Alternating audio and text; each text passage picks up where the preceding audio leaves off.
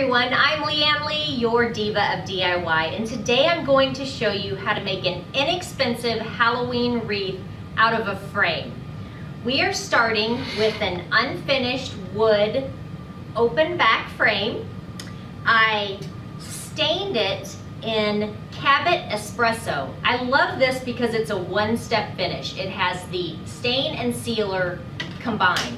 So I just took a sponge applicator, dipped it in, wiped it all around, let it dry. Took about 15 minutes for that to dry, and I was ready to start crafting. So I love the color of it. It looks like a weathered wood, and it's perfect for the backdrop for our spooky Halloween wreath. Everything else that I purchased, I got either at the dollar store or it was something that I already had that I just reused. So it's a very inexpensive project. All right, for starters, I got this at the dollar store. This was just gauze that has been stained to a black, came this way. It was actually twice this size, and I've already made my other wreath with it, so you could actually get 3 wreaths out of this. So I'm going to just lay it out the way I want to do it, and I want it to look very gauzy, haphazard. We're covering up a lot of the frame, but because it's got such a stretch to it and we're able to maneuver it around, we can still see the frame through it. Once we get it right where we want it, we're going to attach some beads of glue. Okay, so we just want to use a little bit of hot glue, and this is what's going to tack it down. We don't want this completely solid. We want it to just be more of a free-form wreath. Now on this other one I actually decoupaged it, and I liked that. It just took a long time for it to dry. So you decide the way you want to do it. You know, the gun, the glue gun is quick, but it may not yield the exact same result. So you decide how you want to do it. Okay, now I'm going to take my scissors here, and I'm going to cut off the excess. And like I said, we will have more than enough to do another project. Okay, so I'll throw that out of the way, tuck this back here. Looks like we're going to have to cut a little bit off of this side. You know, anytime you make a wreath, it's a work in progress. If you've ever done this, you know, you kind of step back, you look at it, you hold it up, you look around, oh, I've got a little extra hanging here. I get excited when I have extra because I know that's another project that I get to make. Okay, so here's our gauze that we have here. Now I'm going to just start attaching all of the fun things. So I got this skeleton garland at the dollar store.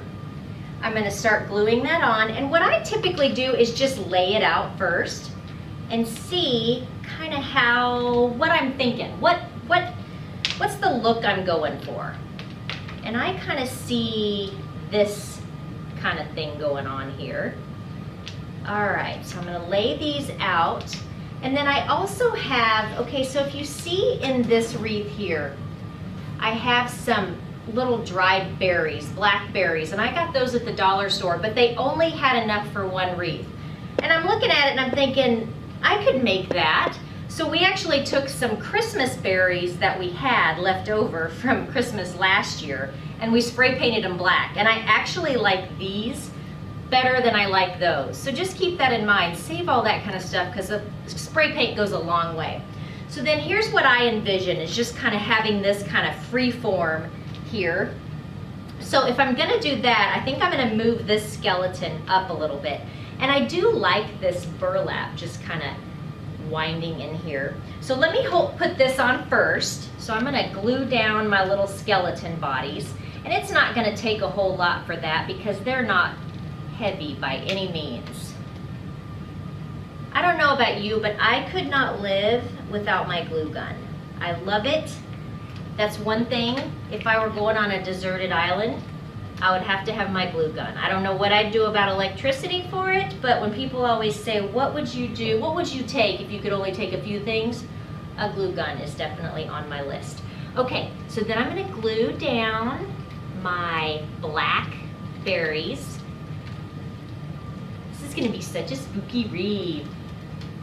Spooky, spooky, spooky. Now I'm gonna have a hard time gluing across this because there's nothing in here. So just do the best job you can gluing it on the edges here so that we hold it down. Because I plan on putting this on a door, so we definitely need it to be stable. So you may have to rework it a little bit if you can't make that happen. So I'm gonna try here to just really gum up the glue right here on this edge.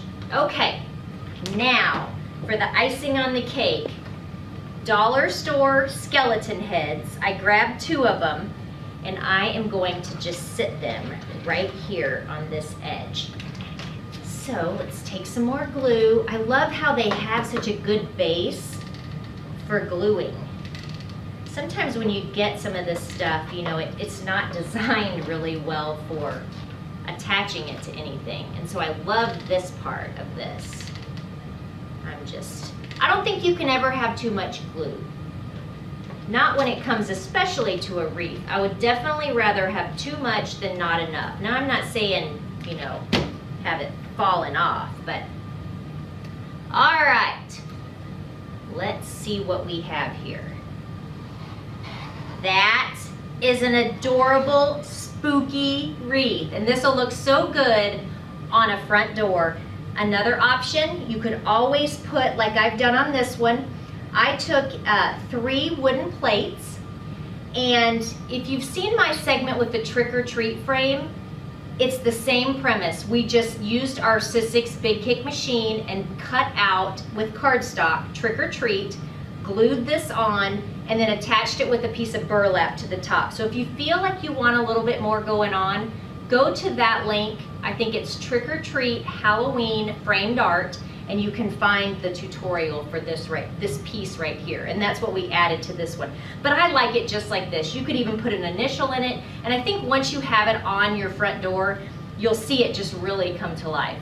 So if you love this project, please go to my website, Diva of DIY, for a complete supply list and lots of other awesome projects for fall and Halloween. It's been great spending time with you. Thank you. I'll see you next time.